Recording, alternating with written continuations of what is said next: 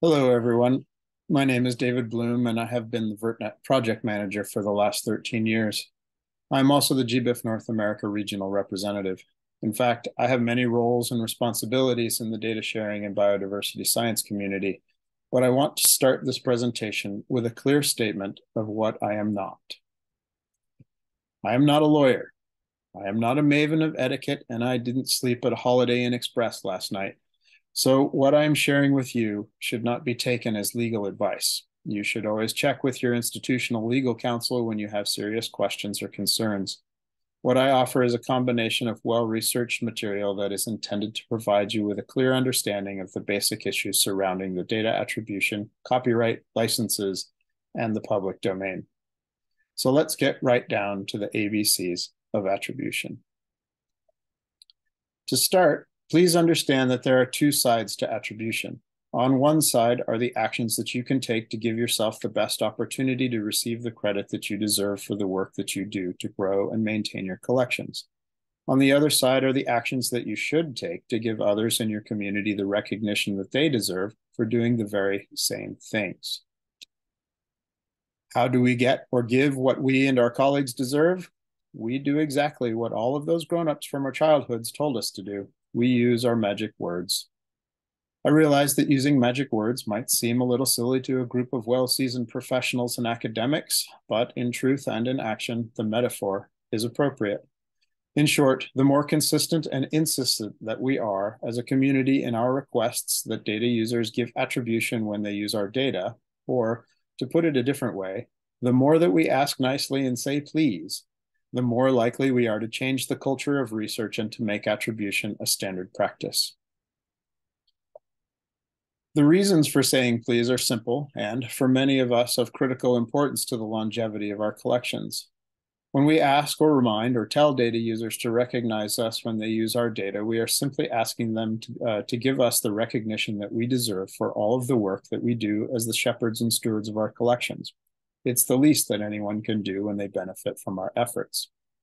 When others provide you with an attribution, they also provide you with much needed public visibility. And this visibility, often in the form of journal articles, data papers, and other types of publications and products, gives you an essential set of metrics with which you can seek funding for your projects and impress the administrators so eager for you to validate your existence as a line item in their budget.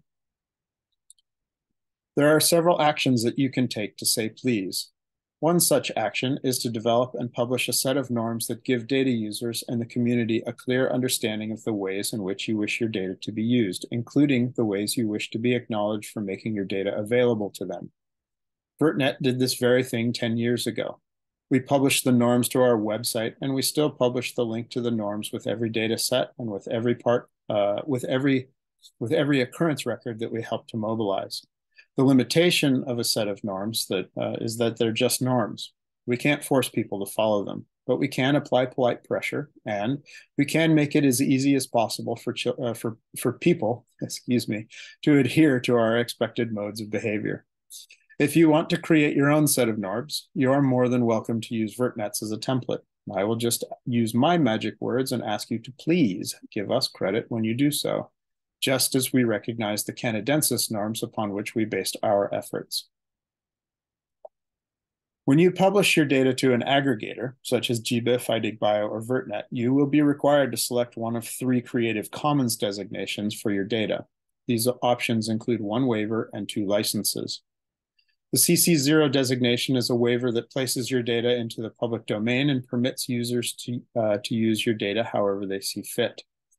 The CC BY designation is a license that requires data users to give you credit when they use your data.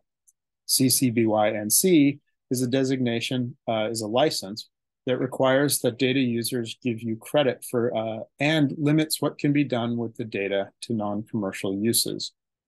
We use these various options to make the data available for use, to receive recognition for our efforts, and to protect any individual or institutional interests, financial or otherwise, that may arise from shared content. But before you get all excited about which licenses you think you might use, there are some additional considerations, and for some inconvenient truths of which you should become aware. The licenses can only be effective if they are used to protect or limit the use of material that can actually be protected. The first distinction to clarify is when you place a waiver or license on a data set, that waiver or license applies only to the contents of the data set. It does not apply to any associated materials, objects, or media, even if those associated materials are linked to records within the data set. The second distinction to make is about what can be protected and what cannot. Simply stated, facts are not subject to copyright. Most of what is published in a dataset is fact. Thus, we at VertNet generally recommend that datasets be published under the CC0 waiver. If you want to drive home the fact that you would like attribution, then use the CC BY license.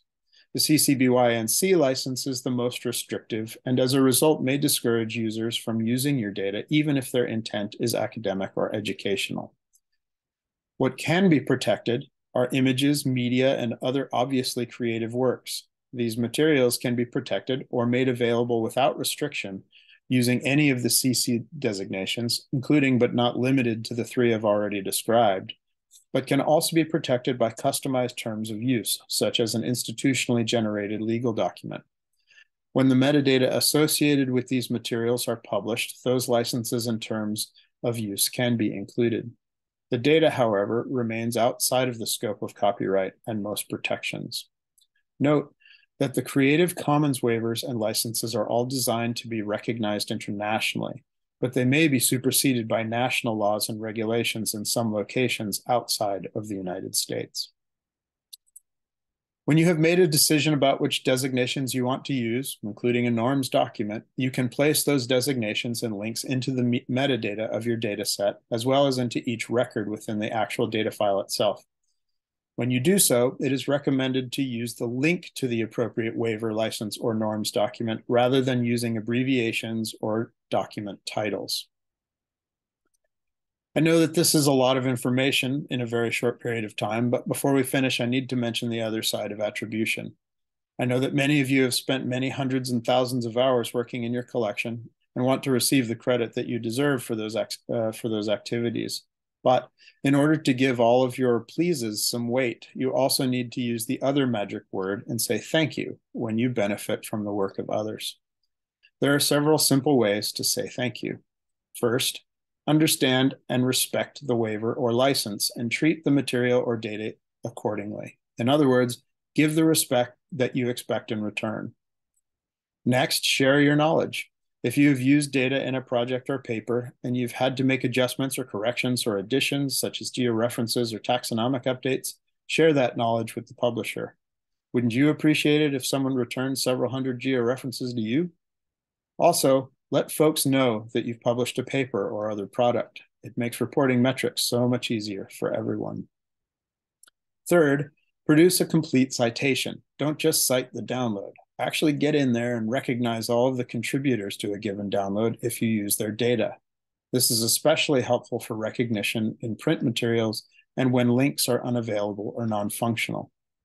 Finally, give the aggregators some love too. Let people know where you got the data and when. It really helps the portals with their own metrics. And as the folks from GBIF will tell you, cite the DOI. Remember, when you say thank you, others are more likely to say thank you in return. To make saying thank you easy, you might want to consider creating a citation guide. It could be a standalone document or a part of your norms document. Of course, you don't have to create your own document because you can simply adopt or promote one that exists already. Both VertNet and GBIF have developed citation guides that you can use and to which you can direct others. No sense in reinventing the wheel. Again. In closing, I would like to invite you to have a look at the resources that are already available to you. At VertNet, we've researched and written a norms document, a citation guide, and a guide to licenses and waivers. Similarly, GBIF has developed a more current guide to citations, and several other organizations have taken these resources and adapted them to suit their particular needs. I'm happy to answer questions and to clarify any of these concepts at any time. I've already run the gauntlet, and I've had many of the VertNet documents vetted and approved by the legal counsels at the University of California, Berkeley, and at the University of Florida in Gainesville. So don't feel the need to put yourselves through the ringer if I can make it easier for you. Thank you for your attention and for your time.